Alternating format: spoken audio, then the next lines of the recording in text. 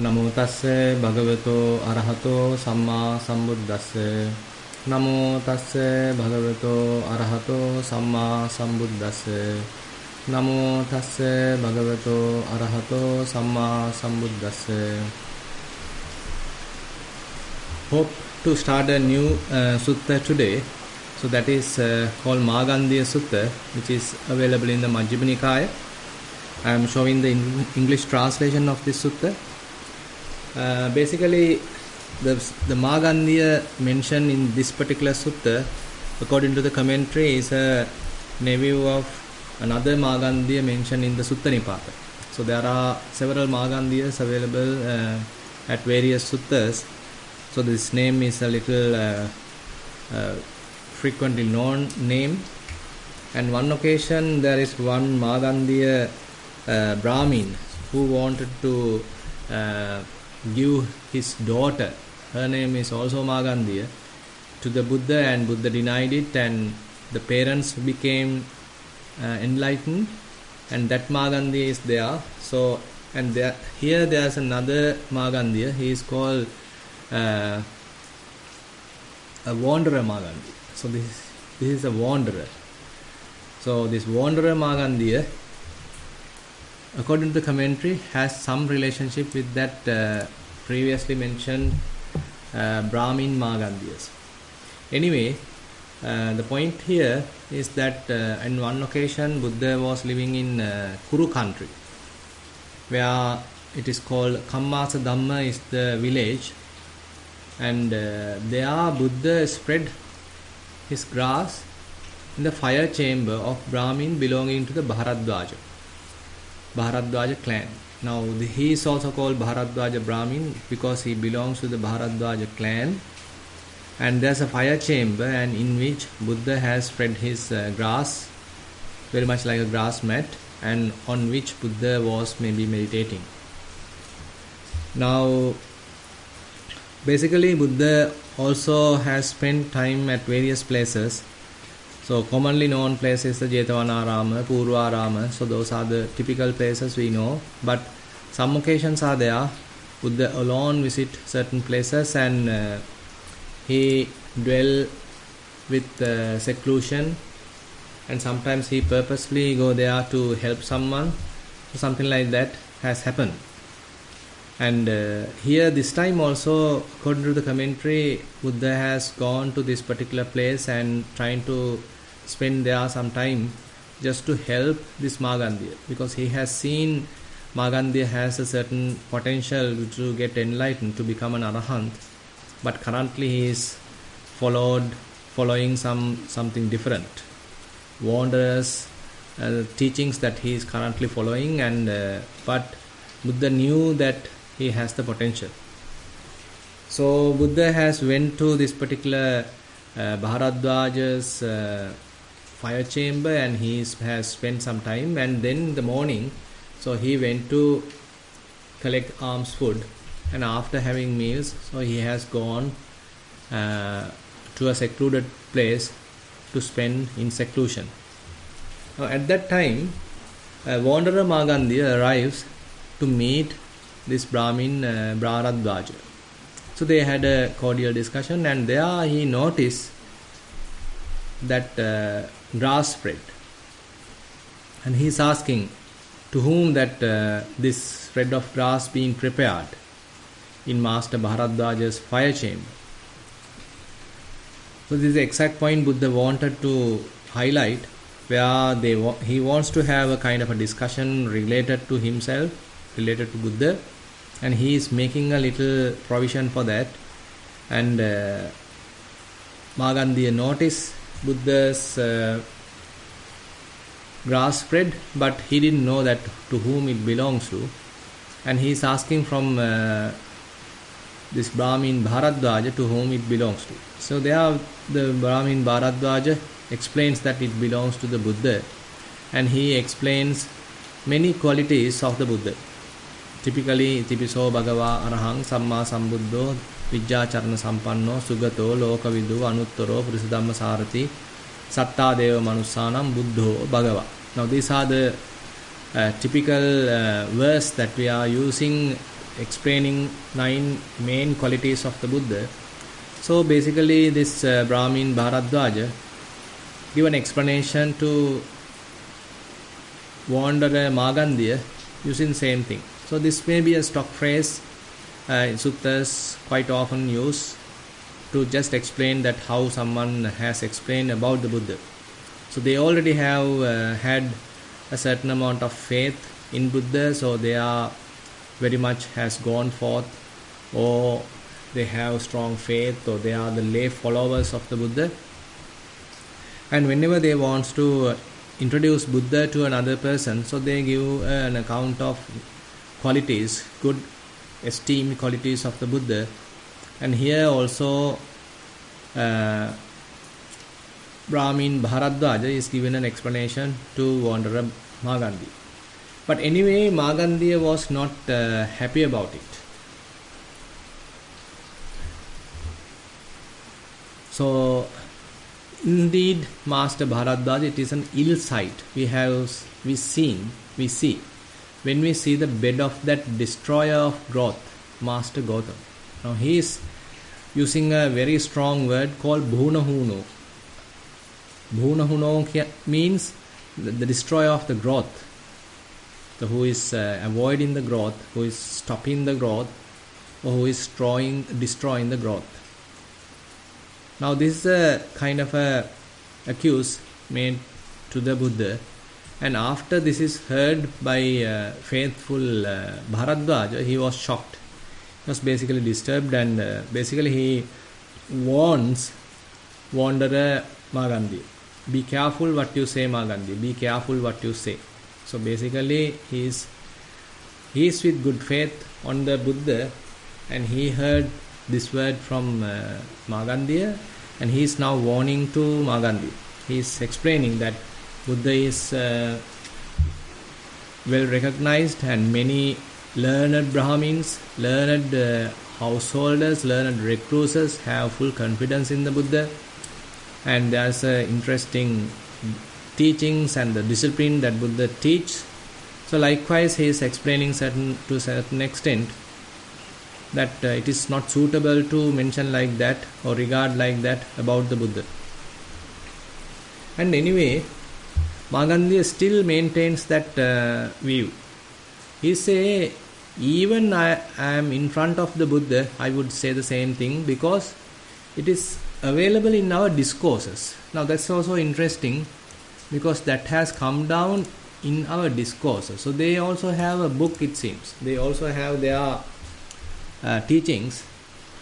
They are coming from generation to generation in these wanderers, paribrajakas, and in their recitations, so this is mentioned. So why is that? So now what's the reason why he is referring, and what exactly is available in the book is now coming after Buddha explains that. Anyway, the point here highlighted by Magandiya is that he is not afraid of telling that, because in his book it is mentioned. Now sometimes people take so seriously about what is available in the book, and in certain other sutta is called Chunky Sutta. The Chunky Sutta also, Brahmin Kapatika explains how people are accepting based on coming from generation to generation, and sometimes coming from their holy books. So they don't want to alter it, they don't want to question it, simply they want to blindly follow it, what is available in the book. So that is one tradition that people are going through, and many people are going through, not just a little amount, a large, vast amount of people are following something like that. So this wanderer Magandiya is also in the same category. So he has read that book, or he has heard that recitations coming from generation to generation. In those recitations, this is mentioned, and there he mentioned the same thing to Brahmin Bharadwaja.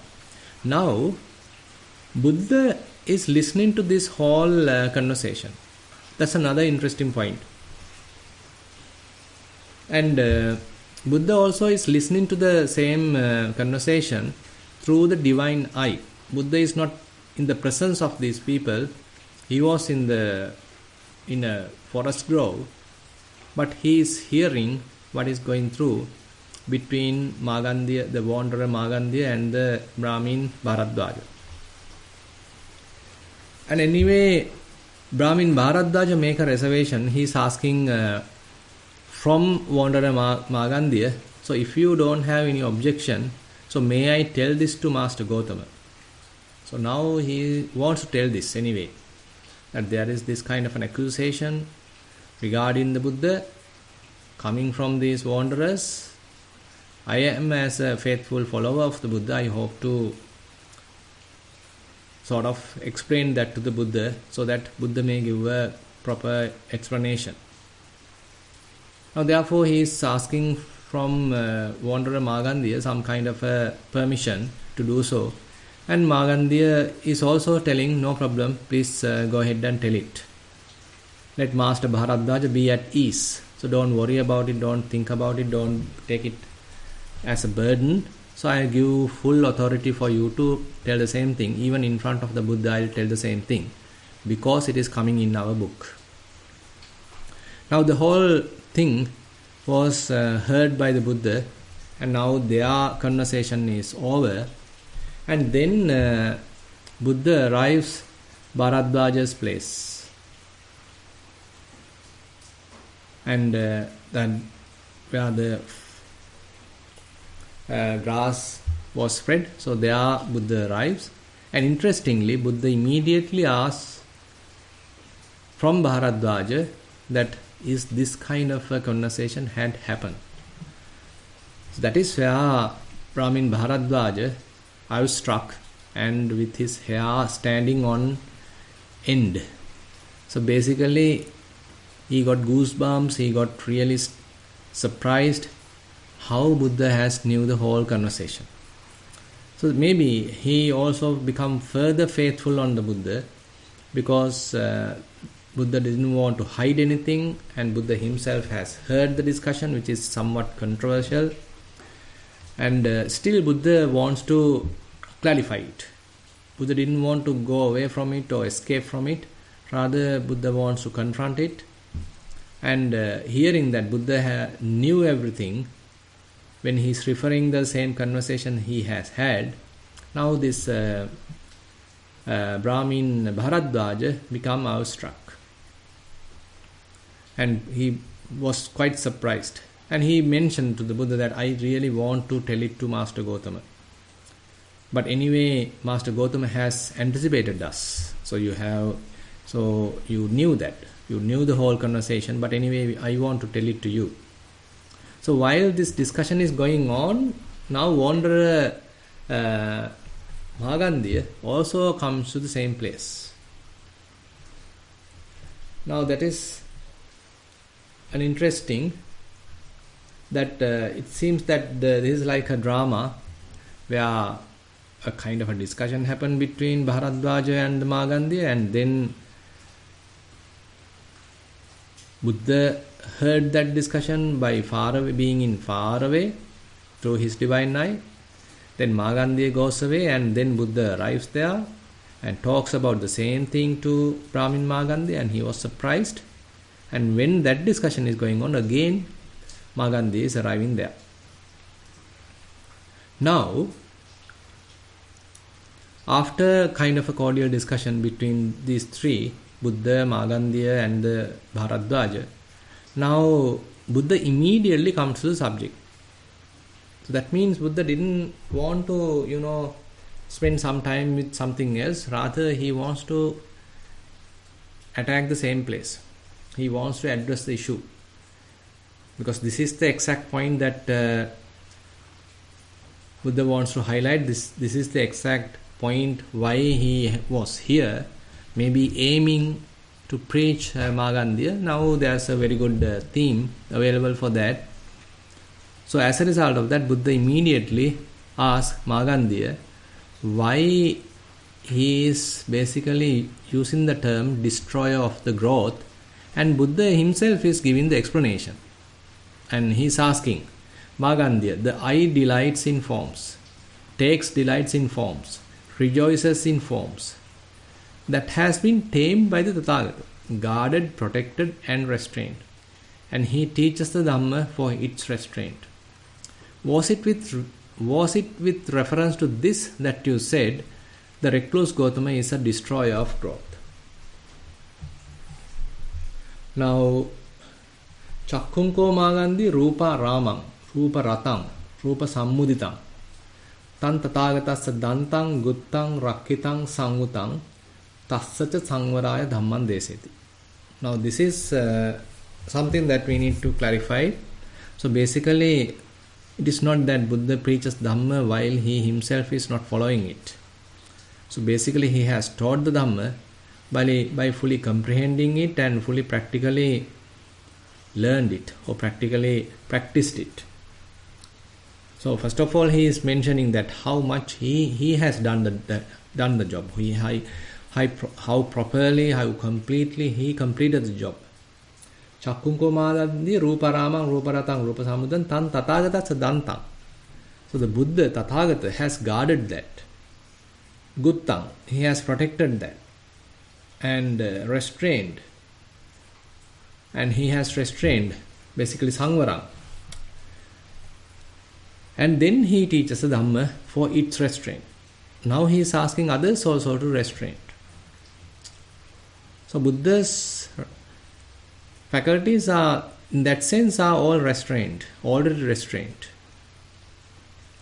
But unfortunately, typically, the forms actually Rupa Ramang, Rupa Ratang, Rupa Sammuditang. So they delights in forms. The I delights in forms. I takes delight in forms. I rejoices in forms. So we likes to see forms, beautiful sights. We likes to get delighted in those beautiful sights. And those delighted get rejoiced. These forms. Now that is the typical approach. So people are going here and there. They are going on various tours, safaris, or picnics, whatever the names they are using. So they want to kind of delight their eyes. They want to have some rejoice. They want to have some joy. They want to basically satisfy and gratify the senses. So that is a typical approach people are taking. So they may even spend a large amount even to do that. So basically they are going very far places just to gratify eyes, just to see something. And that is something they really appreciate. They spend fair amount of money for that. And they think that is their luck, that is their achievement, or that is their good fortune. And that is where they really appreciate. That is what they really appreciate.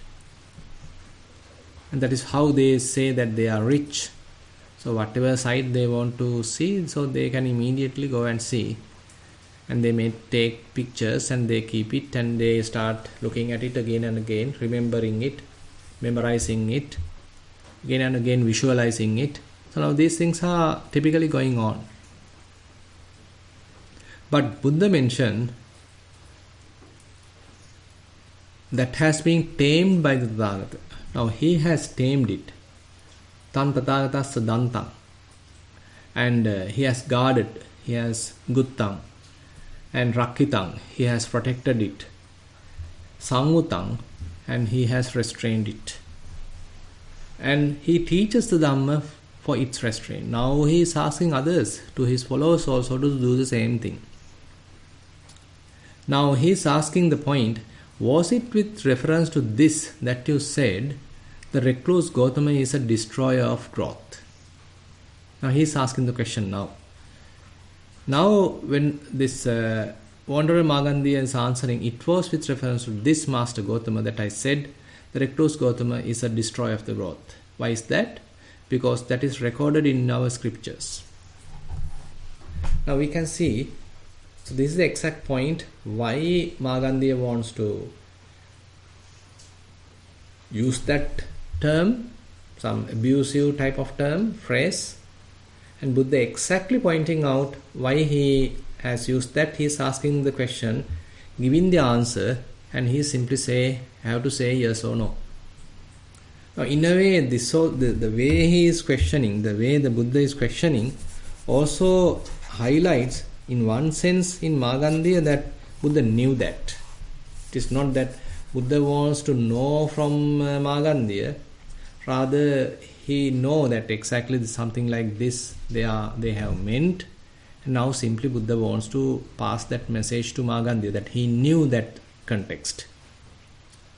So he is passing the message, asking to verify it, and this Magandiya is verifying that. Now, after having said that, so Buddha is asking the same question related to the sounds, related to the flavors, related to odors, related to tactile sensations, and even related to various mind objects. Manoko Magandiya Dhammaramo Dhammarato Dhamma Samudito So Tathagatasa Danto Gutto Rakito Sanguto Tassacha Sangvaraya Dhamman Deseti. So Buddha mentioned that Buddha basically wants to guard the mind objects, protect, restrain, and he teaches the Dhamma for its restraint. Typically, the mind delights in mind objects, takes delight in mind objects, rejoices in mind objects, but Buddha has tamed that, guarded that, protected that, and restrained that. Now, this is totally related to thinking. So basically, people want to think too much. They don't know how to guard the mind. They don't know how to restrain the mind, how to tame the mind. So they simply allow the mind to think whatever it likes. So completely unguarded, unprotected, kind of a wild kind of mind. So mind can think many things. There is no restrictions. When you are talking, others can hear, and there can be a restriction. When you are doing something through the body, others can notice that, others can restrict that. So there is a restriction. There are government laws, social norms, so you can't break them. So there's a kind of a restriction. But with respect to the mind, there is no such restriction. One can think whatever they want. So they go on and on thinking, and ultimately they want to implement that through the words or through the mind, through the body. And ultimately they can end up with a kind of a quarrel or some kind of a problem, kind of an issue. But anyway, there is no prohibition in thinking. So people are good thinkers. So they use the mind in a wild manner to think whatever they want to think. Fantasizing, daydreaming, memorizing, regretting, worrying, rumination. So many ways we can say how they are thinking. So ultimately they are getting sick, mentally ill, but they don't know still how to control their thinking, how to stop their thinking, particularly how to stop their harmful thinking. Anyway, now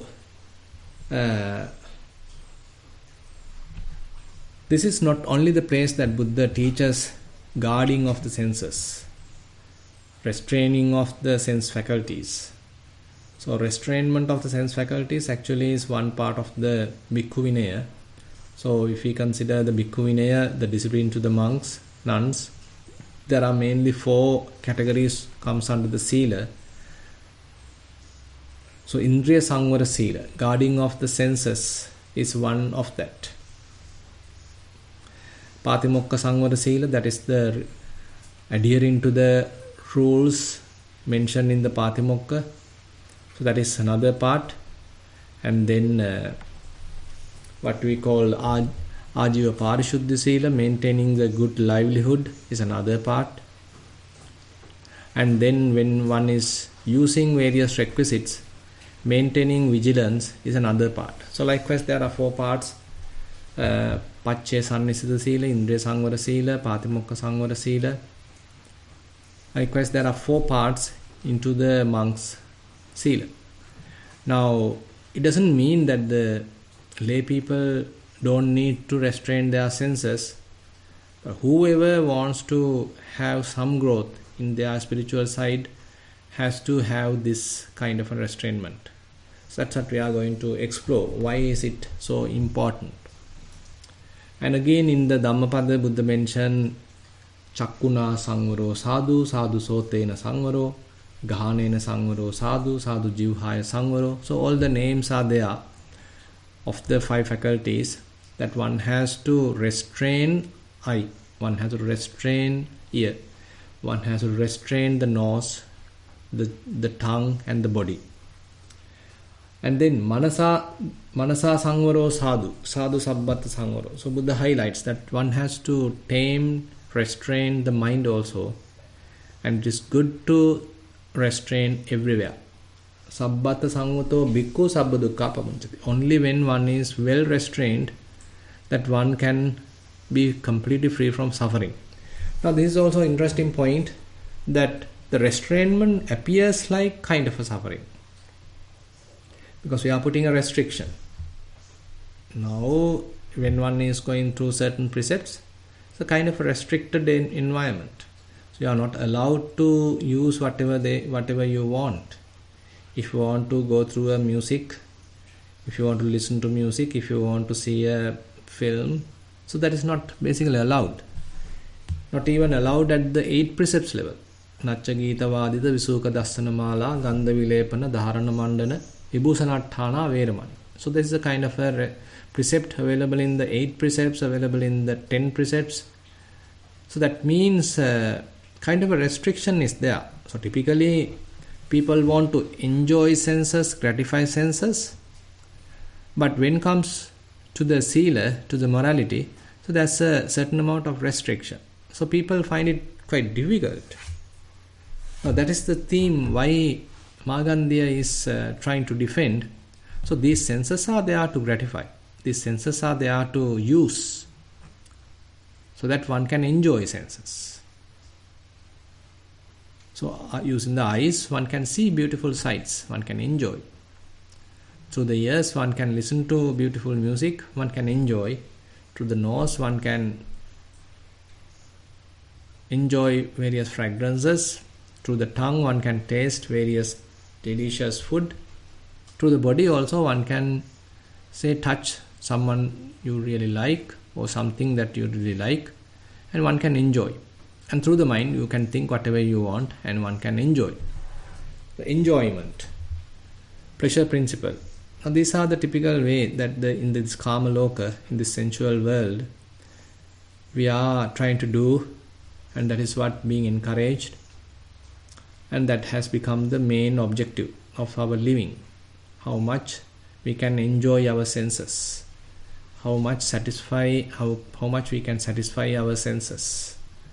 So that is how we measure the success. And then development in today's terms is that as much as possible, if we can very much satisfy our senses, so that the people mention it as a success. But on the other hand, when it comes to spiritual aspect, one has to guard senses, one has to restrain senses, one has to put certain restrictions. So it appears like a difficult task, it's a kind of a burden.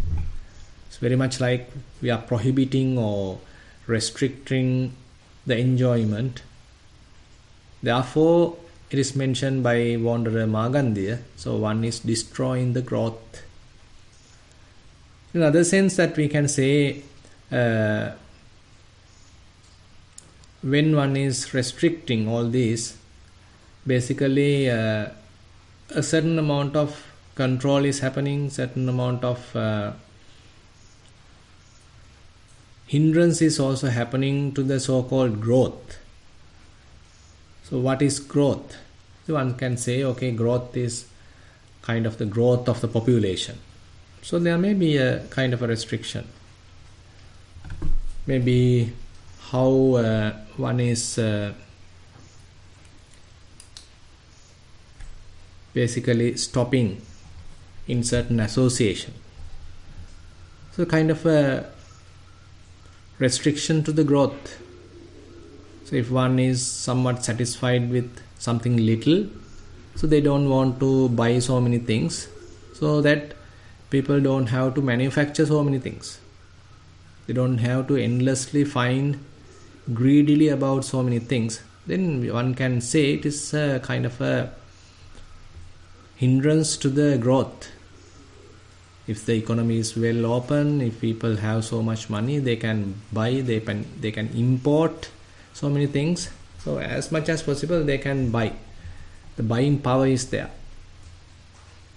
And they are wealthy country. They are wealthy people. So they can buy so many things. They can satisfy their senses. So this is how we define, this is how we expect, and this is what we call success. On the other hand, if we are trying to restrict that, so then there will be a kind of a revolution that they don't want to do that. So it appears like kind of a restriction, kind of a threat to the society. So society actually always expect certain amount of growth, maybe in the population, maybe in their wealth, their satisfaction, and all this, how we are measuring is GDP. So anyway, so Buddha's teaching goes somewhat against this typical pleasure principle. And further, actually it doesn't mean that one has become somewhat dry-hearted and doesn't have any kind of an enjoyment, doesn't have any kind of a happiness. But this restrictions or restrainment also is providing some sort of unhappiness. That is not basically derived from the five senses. So typically we know only the satisfaction coming through the five senses, what we call as amisa sukha, worldly happiness. On the other hand, if one is meditating, if one is practicing, at least time to time, one may go through certain blissful states, one may go through certain satisfied states, contented states, very calm, tranquil states. That doesn't require any kind of a sensual gratification.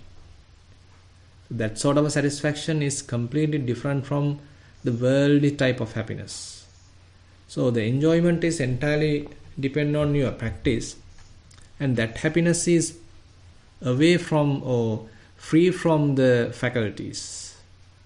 So you are basically changing the mind, you are basically restraining the mind, purifying the mind. As a result of that, you are able to enjoy certain amount of a bliss.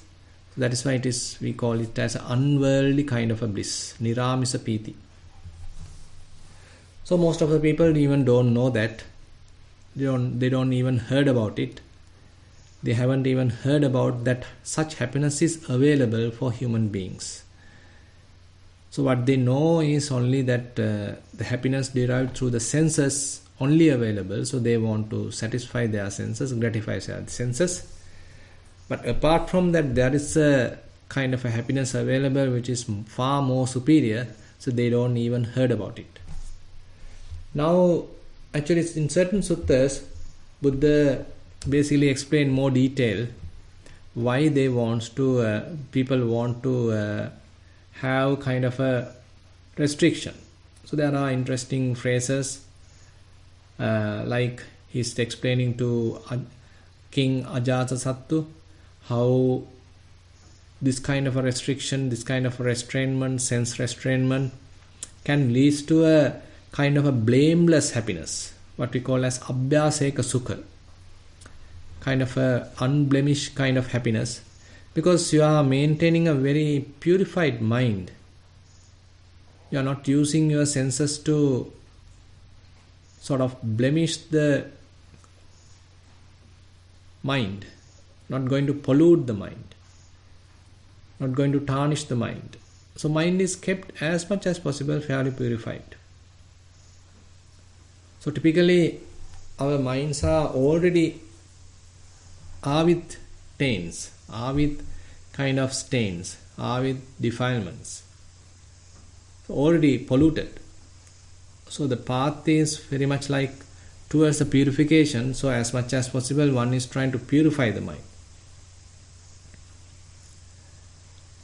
But the opposite happens if one is not restraining, because even though you try to purify the mind while your meditation session, say if you are, once you go out of your meditating room or to the outside the monastery or outside your house, if you keep looking at things, if you keep hearing things which are completely detrimental to your practice, then ultimately you are the ones going to suffer.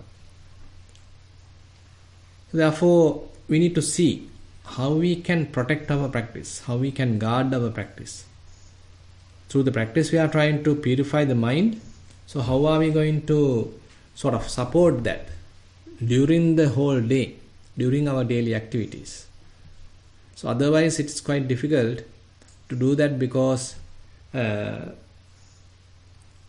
even though you try hard during a meditation session to do some sort of a vipassana or any kind of a samatha practice, even though you try hard, unfortunately, if you are not maintaining enough sense restraint, if you are not guarding your senses, if you are not somewhat selective on what you do, you are not using enough clear comprehension, then ultimately what you have developed can easily flip away, can easily go away.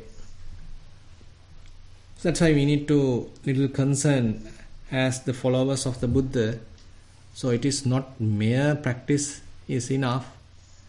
Rather, we need to maintain a conducive environment for that. So whom we are going to associate? What are the places that we are visiting? What are we going to see? What are the news that we are going to hear? Are we so interested about so much of news? Are we so interested of so much of films, music, odors, maybe various tastes? With whom are we having some intimate relationships? Now all these things actually count. So therefore we can't take the practice as a kind of single thing. It is actually supported by many things. So you can't single out the practice. Basically, practice depends on so many other external factors. So those external factors, actually we have to be a little responsible. Because otherwise, this becomes a never-ending process. Because again and again we are trying hard to practice, but unfortunately we are not restraining ourselves, going out and having parties and having too many associations, intimate relationships, and that could be detrimental to the practice. Again we are coming and trying to practice, so that's not going to work. So when we are starting our practice, there may be various friends we might have to drop. If we had so many associations, if we had so many friends, among them there may be good friends, among them there are bad friends. Some may be pulling us towards the kind of unhealthy type of activities, harmful activities.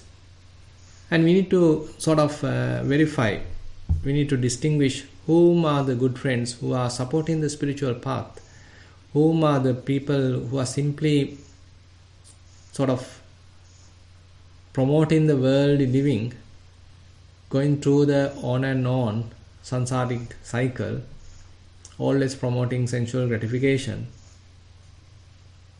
And that we need to sort of have a kind of a honest verification, honest reflection.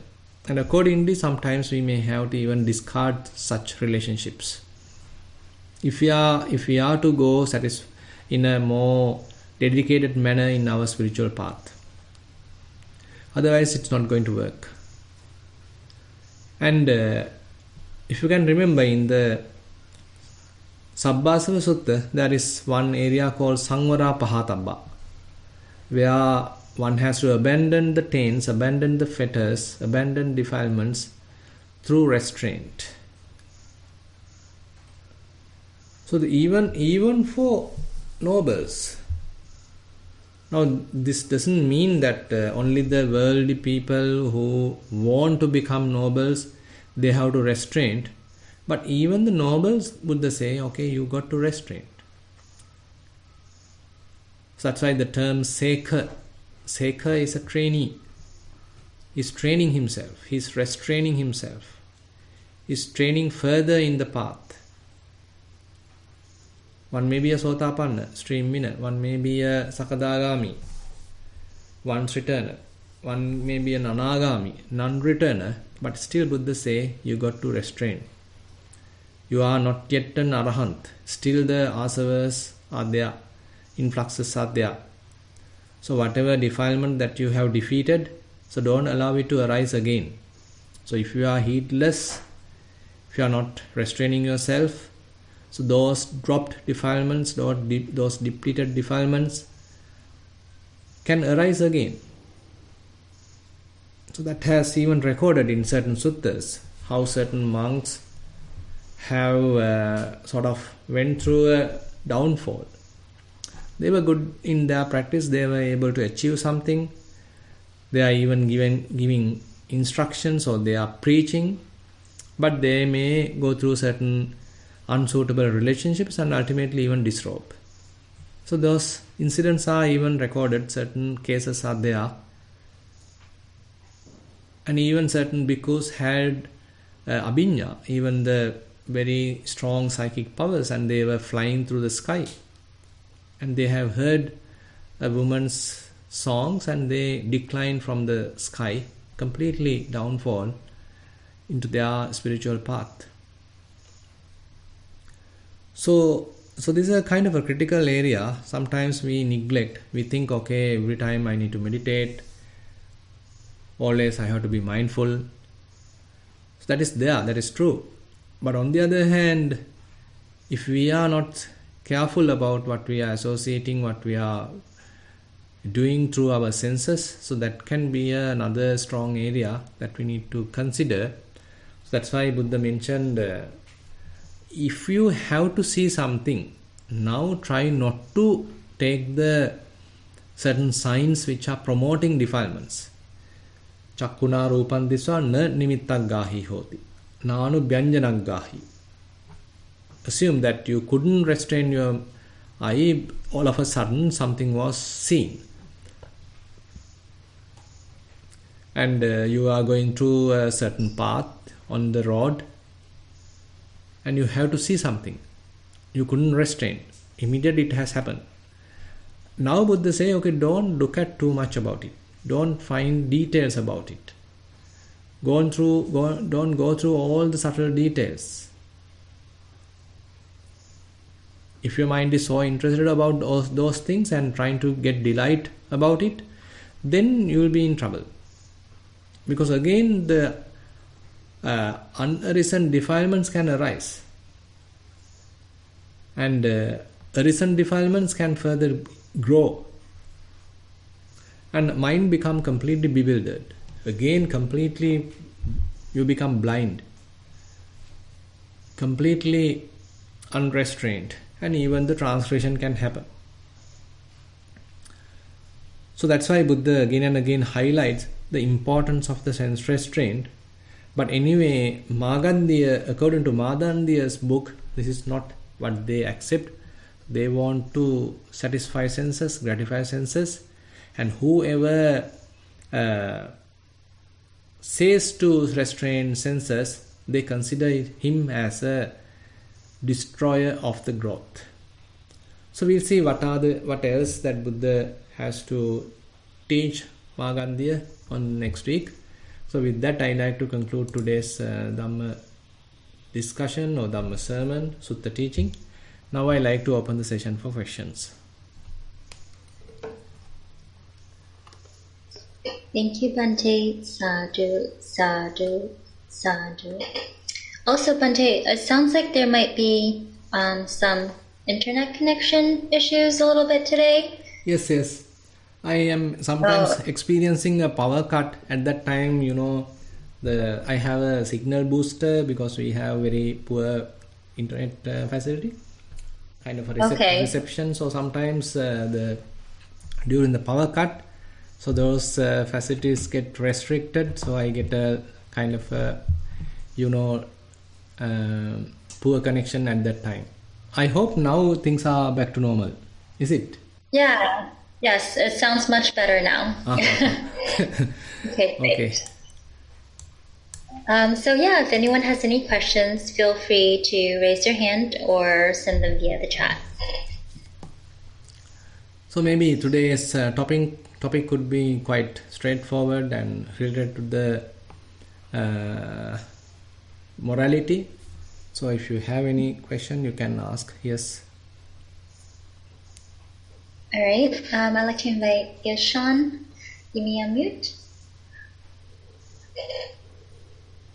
Anuran Saranai Bante, and I hope you can hear me. Yes, yes. Very good.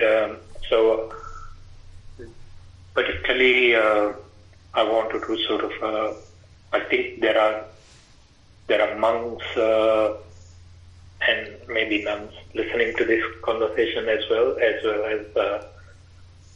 people like us who lives in this married life and try to sort of understand. And so I wanted to ask this question: how these type of restraints sort of applies to individual like us who sort of goes in this path, and then I understand that there are certain type of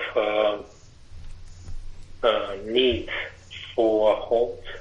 I understand that the luxury, you can sort of, a need can be fulfilled through a generous, a need base per se, but if you want to sort of go for the, with all the bells and whistles, so as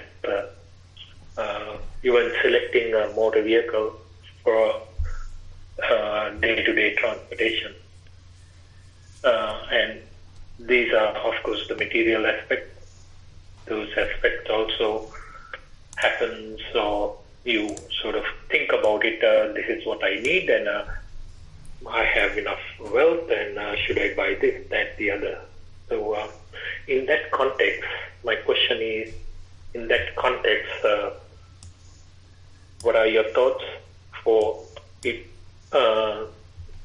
people like us to sort of use that type of understanding to restrain our own thoughts or any type of material things, or even different, to restrain, to enrich our path. So that's the question that I wanted to sort of ask. Yeah. Thank you. Yeah, good. I think with respect to the lay community, I feel that Buddha recommends being frugal in one sense. It could be quite relevant, like today, how we are going through certain economical problems. So sometimes people don't know how to sort of manage their wealth. So that is one area. So how one can become frugal. And on the other hand, that is again mentioned something called appiccata and santuttita. So typically, if we have endless desires as humans, then it is not a happy life. So there is no way that one become completely fulfilling all the desires. It's not going to happen. If one is having endless amount of desires, so you are going to be endlessly unsatisfied. But if you are trying to happy with very minimum, at the same time you've been contented, so that's a special skill that one has to develop. Appiccata and santuttita. Appiccata means that you can be happy with little, and you don't need many. Santuttita means with that little you have, you are quite contented. Not always become a slave to greediness or craving, as we typically go through. Typically people are sort of slaves to greediness, slaves to craving, so they have endless desires. Suppose that you have a little child that you are carrying, you are going through a supermarket, and whatever that child see, he is asking, crying again and again, asking that from the parents. So then the child become a real nonsense, a nuisance to parents, because there is no end. If our minds also behave like that, then it is not giving any satisfaction. Rather, mind become a real burden to us. So that's why if we are able to have some kind of a restraint, if we know when it is enough, so that is something, at that moment we can be contented with what we have. And on the other hand, say when one is having a kind of a relationship, if one can maintain kind of trust in it, one can maintain certain amount of truthfulness to that, kind of sincerity to that, that is actually giving a lot of satisfaction, rather than one is going through many relationships. So you are not being sincere to your own wife, sincere to your own husband, and one is going through various others' wives or husbands, adultery, then there are many situations or difficulties arising within the family. Your children may suffer, your wife or husband may suffer, the other party is going to suffer, and there would be many conflicts because of your unsatisfied sensory desires. So that is another area. So how one can be sort of restraining oneself to a very faithful, sincere kind of a relationship, and you are very much honest in that. So if both parties can do that, then actually it is deriving certain amount of happiness, because they don't want to go after to see whether the other party is so sincere, because one is trusting the other party. And even when the opportunities are there, they know, okay, they are not going beyond the restrictions, or not going beyond the kind of boundaries. So nowadays these things are not even think about. They simply use various mechanisms to stop childbirth or something like that, but they continue to use adultery. They continue to use sort of continue the misbehaviors, and being sort of faithful or being sincere is not even discussed. And on the other hand, Buddha recommend time to time, say stop maintaining or stop doing the relationships, or rather say intimate type of things, so that you become celibate at least one day. That's why it is called uposatha. Say when you are going to the temple on the full moon day, so you are going through such kind of a restrainment. Say one day you are trying to be completely celibate, not even enjoying the senses. So this is how in a way we are slowly trying to adhere to that. It appears like difficult at the beginning because we are used to gratify senses, but now we ourselves are trying to restrain the senses. So therefore we are trying or getting closer to what Buddha mentioned in this particular sutta, even though we can't do during the complete month. Say we are trying to do it honestly, completely during a particular day.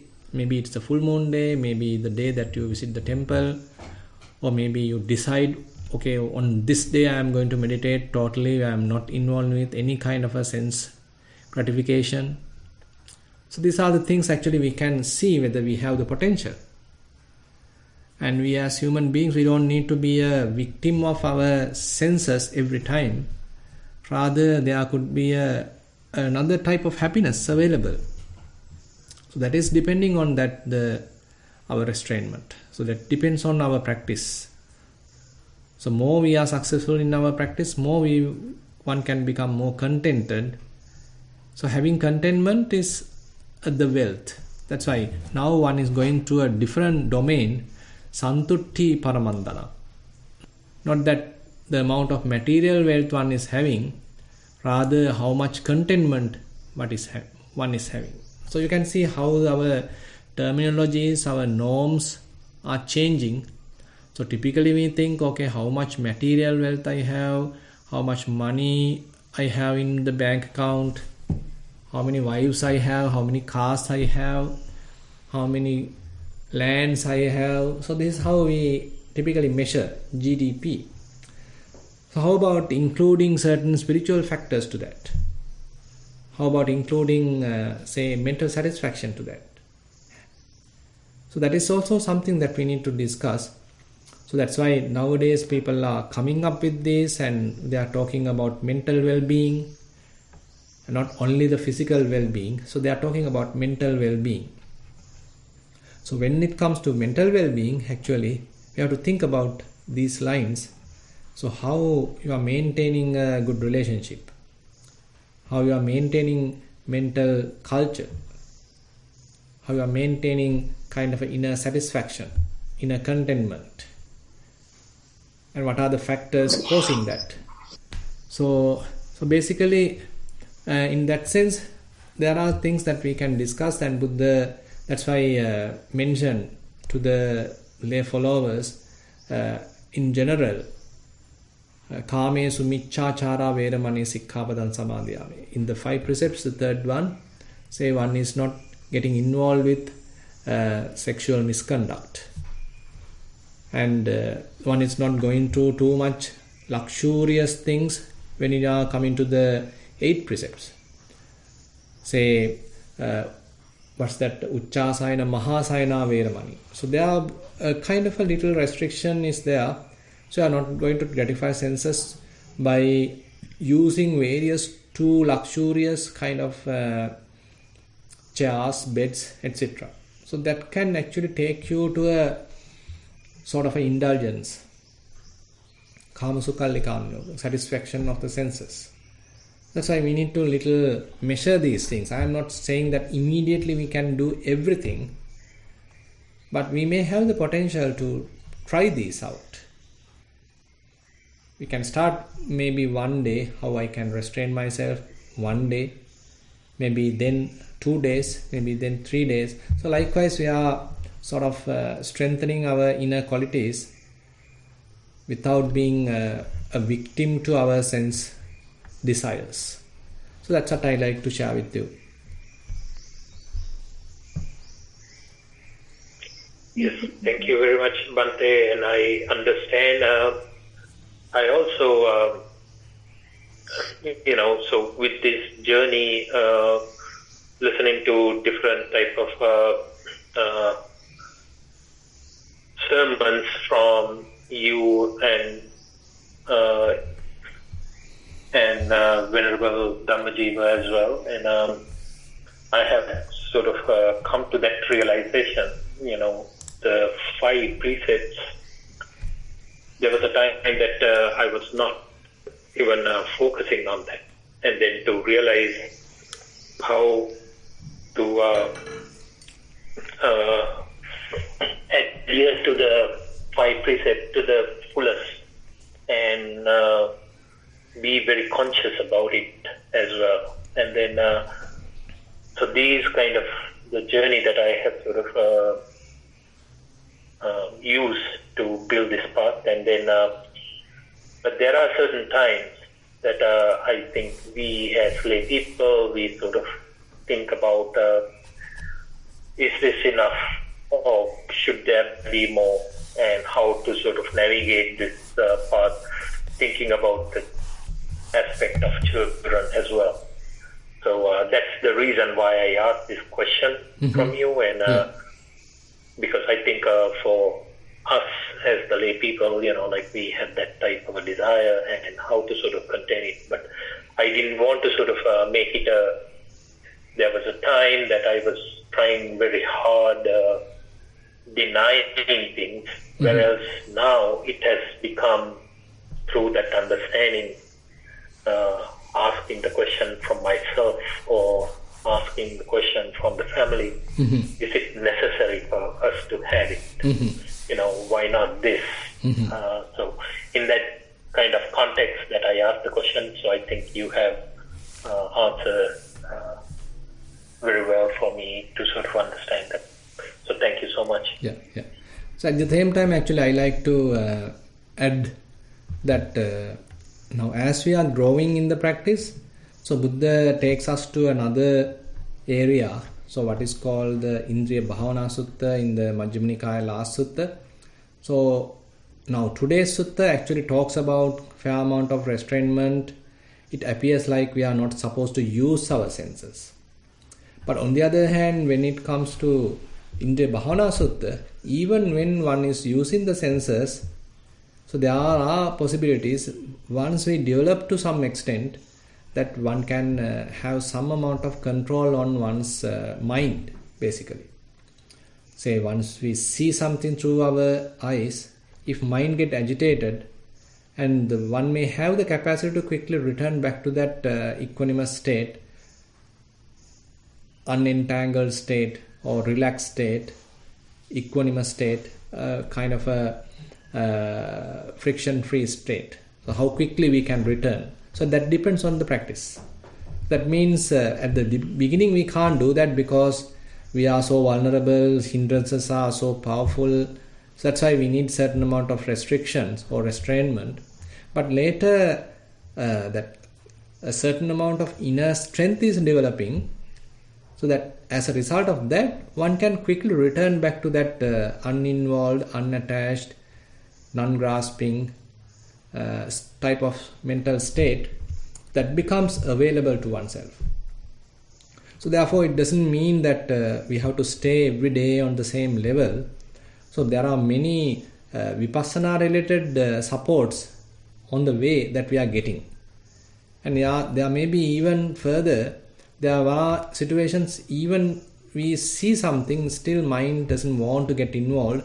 Such kind of an inner quality is now available. Now previously we don't have that. That's why we need to restrict. That's why we need to put regulations. That's why we need to put precepts. Because still that inner qualities are not developed. Inner spiritual faculties are not developed. But there are situations as we are growing further in the spiritual path, so these spiritual faculties start developing. Instead of the external bodily faculties, now one is developing internal spiritual faculties. So they become powerful. On such situation, even one see mind appear like uninvolved. Mind appear like uninvolved. Mind stays calm, and basically mind maintains clarity without getting disturbed. So that's an added benefit a vipassana yogi may going to have.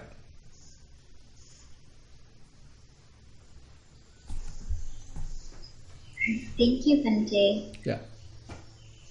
Okay, I'd like to invite the next person, Renuka. Feel free to unmute. Hello, Sarana Bhante. Yeah. Can you hear me? Yes, yes. Bhante, actually,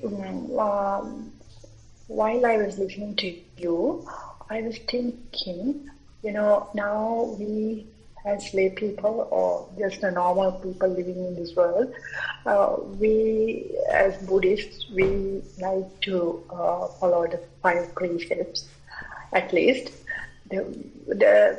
But time to time, people make mistakes and they break the precepts. Mm-hmm. So at that time, what I understand is the best way to correct ourselves is to understand the mistake we did, understand where we have broken the precept, and realizing that it shouldn't be done in the future. So keep away of doing it again and again. Is it right, Bhante, if I say that, or if I think like that? Yes, yes. That's the same thing. So that's what Buddha mentioned. That's what Buddha mentioned. Basically, there are possibilities that one can be somewhat heedless, as a result of that may break a precept. But the important thing is humbly understand that, humbly accept it, and then make a resolution not to do it again.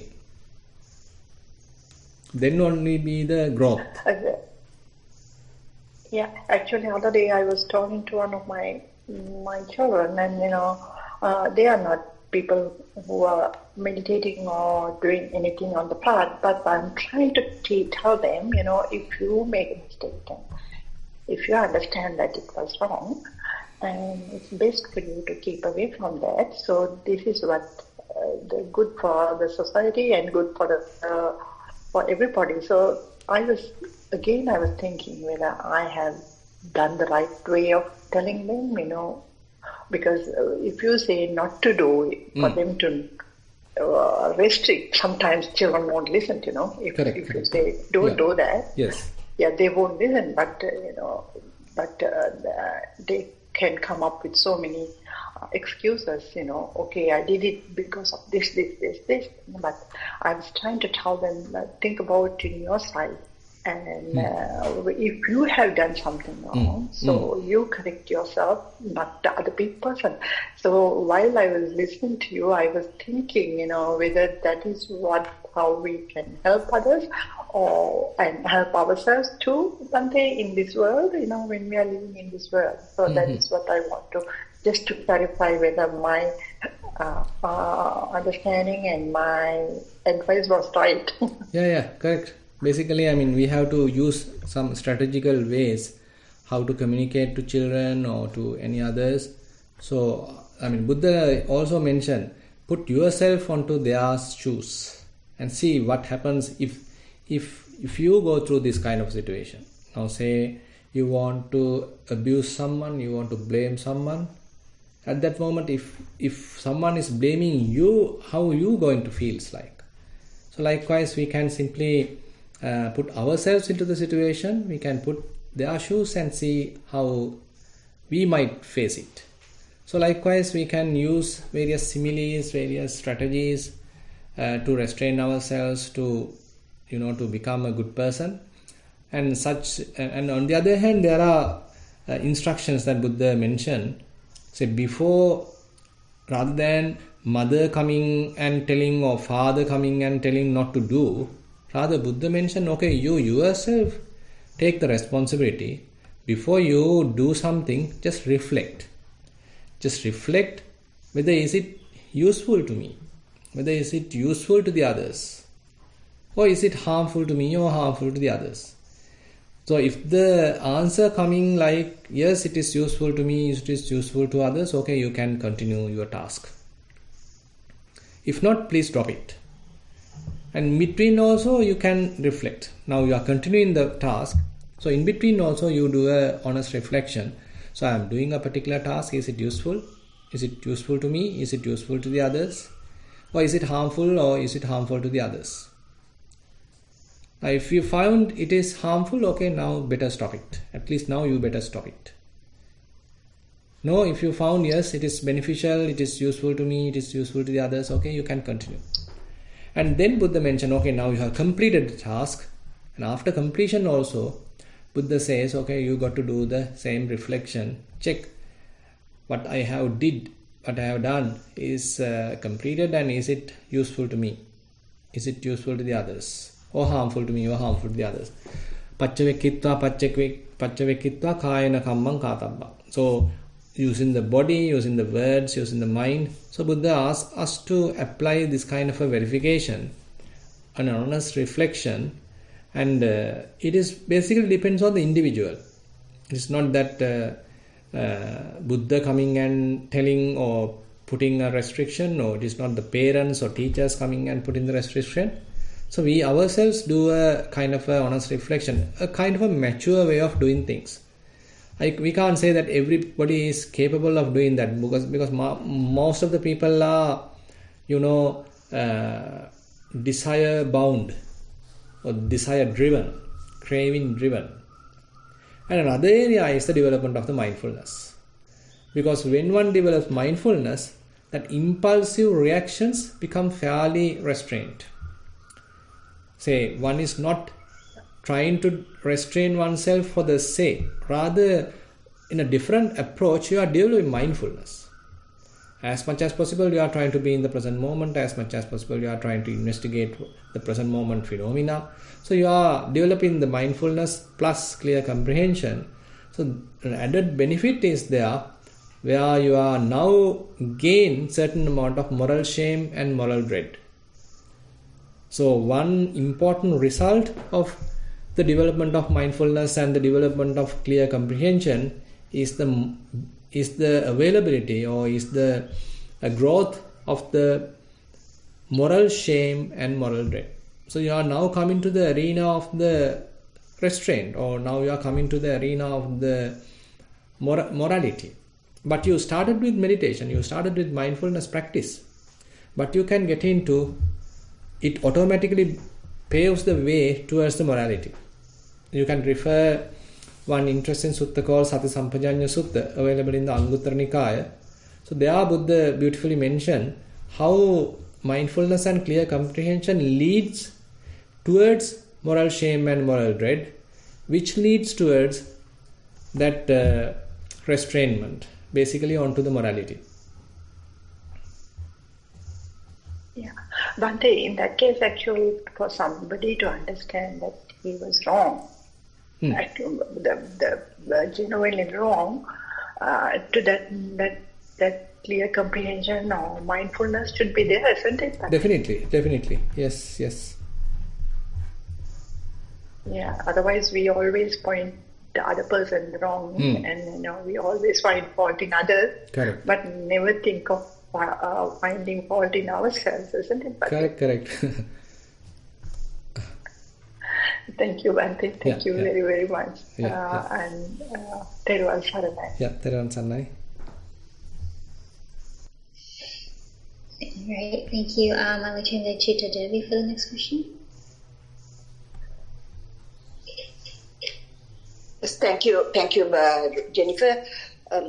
My question really, Bhante, is you spoke about, sila, and that the monks use, there are 4 types of sila. I'm sure you have told us that before, but can you very briefly tell us, just go very briefly, point form what those are, so that, because you said lay people also, if they want to, they can follow those things if they are able to or have the capacity. So do you mind just briefly mentioning that? Yeah.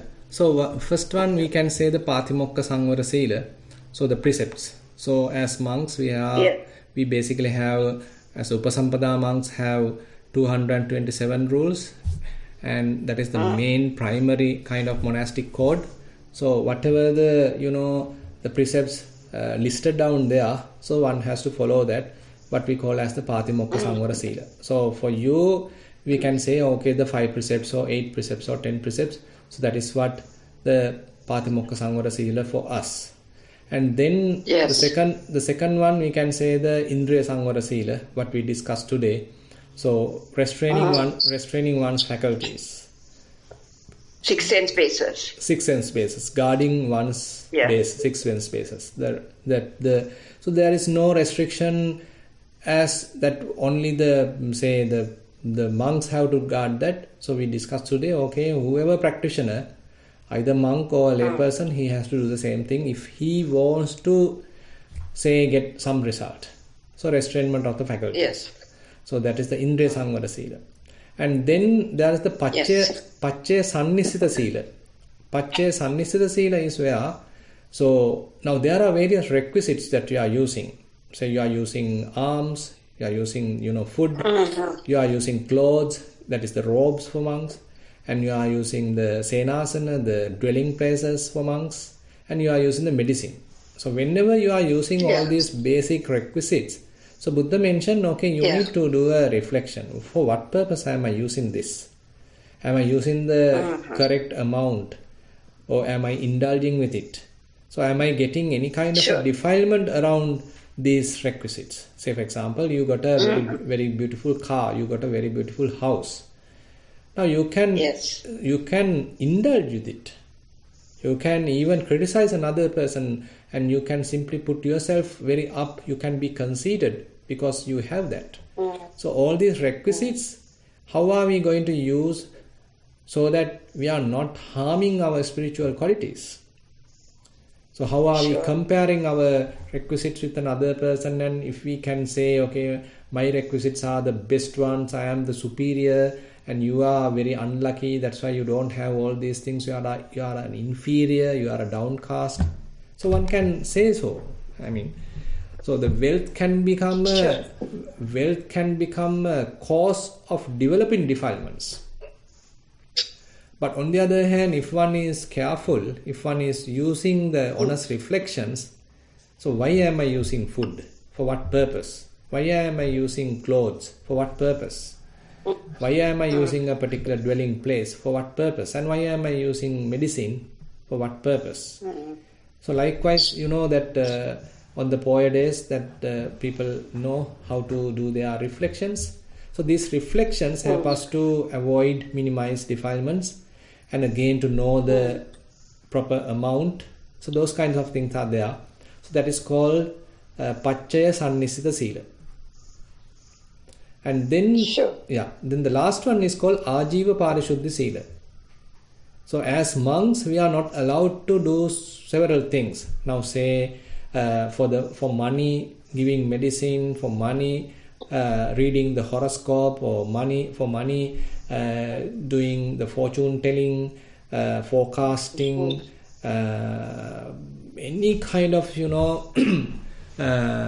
unsuitable activities, giving medicine and all that, so many things are there. So all that comes under the Ajiva Parishuddhi Sila. So one has to avoid all that. And for the laypersons, those are the 5 kinds of trades. You have heard about that in the livelihood, 5 wrong types of trades, that trading slaves, trading animals for slaughter, and trading the meat, then poisons, weapons. So those are the unsuitable trades that one can involve with being a layperson. So that comes under the Ajiva Parishuddhi Sila. And so in the Noble Eightfold Path, you can see it is repeated as the Samma Ajiva. Sure. Yes, so we are doing some of it. We can't do all those precepts that the monks are doing and all that, but we are trying to anyway. No, I think it is not really necessary for a layperson to try to, observe monks' precepts. Rather, there are,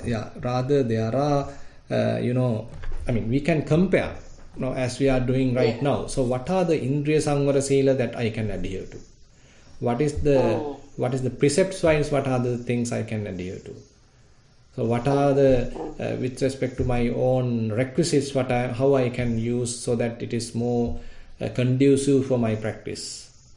And what is my own profession? Am I doing something good for me? Am I doing something bad for the others during my profession? So likewise, you can become a good human being by doing such kind of an honest evaluation. Sure. Yeah.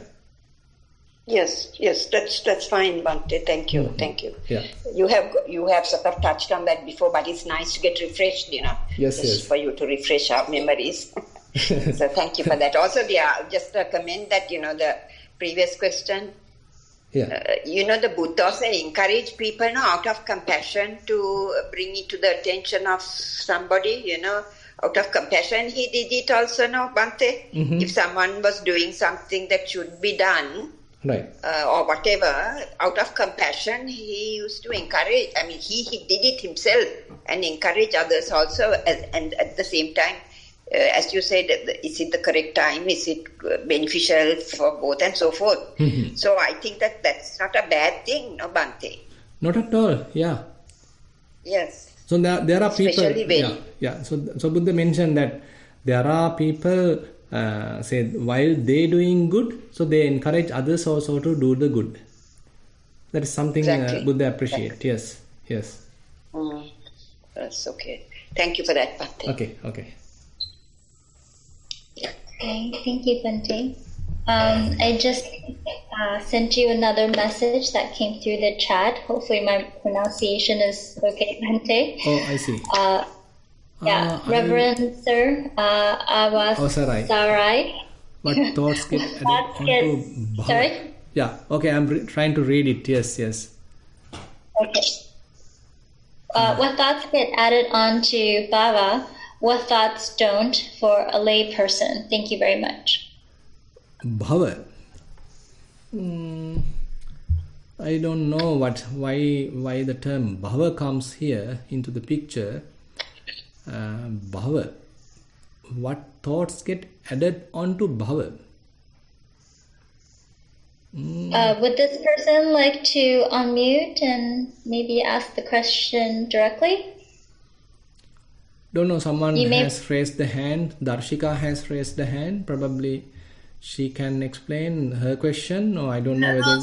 Yeah. No, sorry, no answer is for the next question. I have a separate question. Sorry. Okay, then we'll go through that first. Please ask your question. Yeah.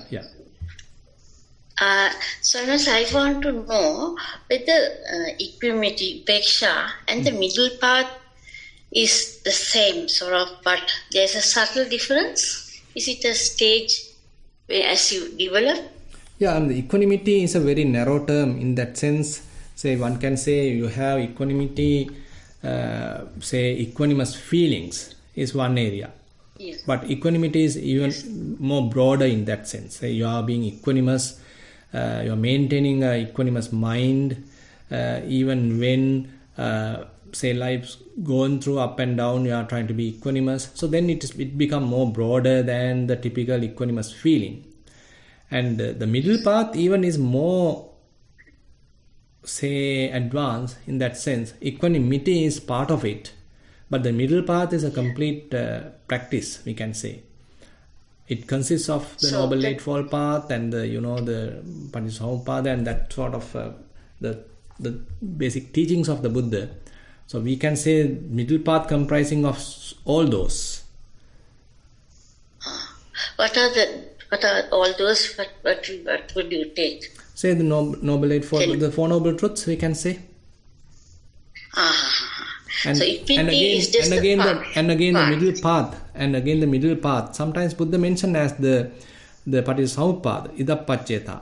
In the in that what's that Sutta? That's a beautiful Sutta. Majjena Dhamman Deseti Tathagato. Without taking the extremes, say Buddha mentioned or preached Dhamma with the middle. So that is the middle is called the Patissamuppada. So Patissamuppada is also considered as the middle path. So likewise, middle path basically is the core teaching of the Buddha. Okay. So then avoiding dislikes and likes, that is equanimity. Equanimity actually becomes part of the middle path. So as you develop the middle path, we can say your mind comes to the middle. Your mind comes to the comfortable area. Your mind comes to a more equanimous area where you are not being carried away by the sensual desires, or you are not being carried away by pleasures, and you are not being depressed or disturbed by the sorrows, lamentations. Rather, you are able to maintain your mind more stable in the middle path. So then you are more and more equanimous.